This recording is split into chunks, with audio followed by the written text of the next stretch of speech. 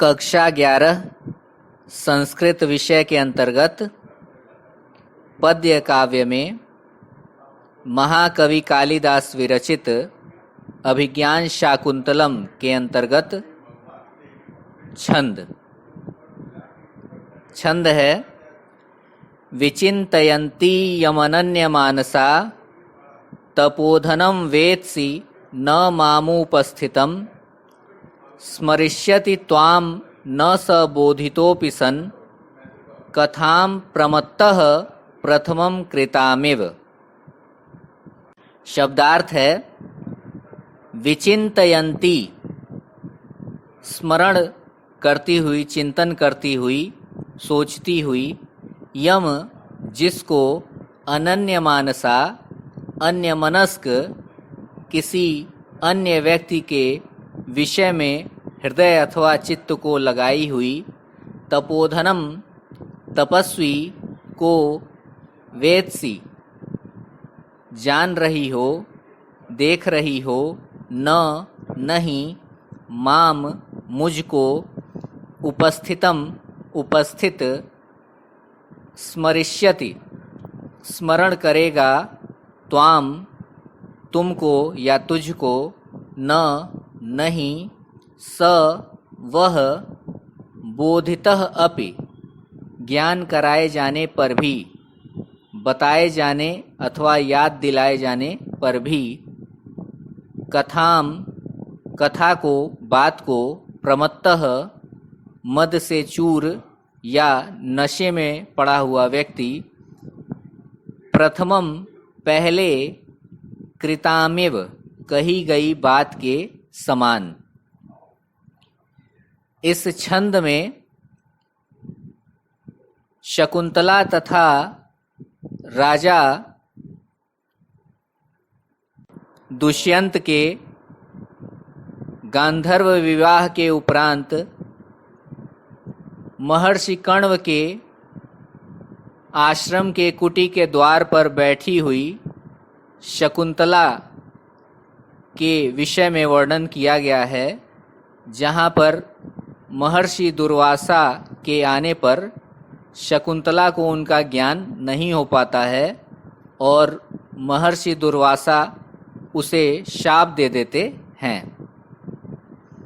महर्षि दुर्वासा कहते हैं कालिदास के वचनों में, विचिन्तयन्ती यमनन्य मानसा तपोधनम वेत्सि न मामुपस्थितम। अनन्य मानसा अन्य हृदय वाली, अन्य मन वाली, यानी जिसका हृदय, जिसका चित्त किसी और के स्मरण में, चिंतन में लगा हुआ है, ऐसी तुम यम विचिन्तयन्ती जिसका चिंतन करती हुई, उपस्थितम यहाँ पर कुटी के द्वार पर उपस्थित, माम मुझ तपस्वी को, माम अर्थात मुझे दुर्वासा को, तपोधनम तपस्वी को अर्थात माम तपोधनम मुझ तपस्वी दुर्वासा को,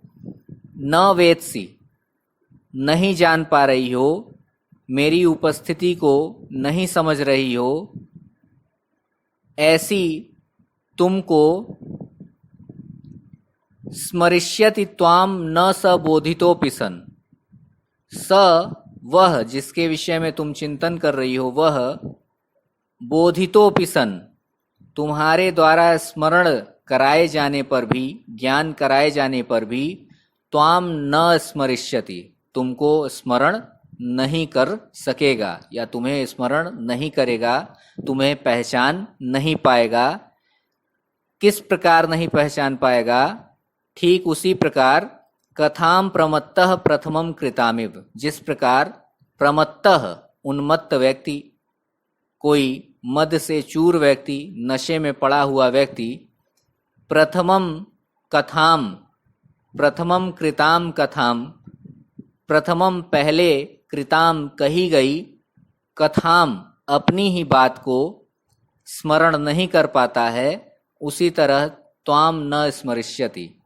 वह व्यक्ति जिसके विषय में तुम चिंतन कर रही हो वह भी तुम्हें स्मरण नहीं कर सकेगा, याद नहीं आएगा उसे, वो तुम्हें भूल जाएगा। तात्पर्य यह है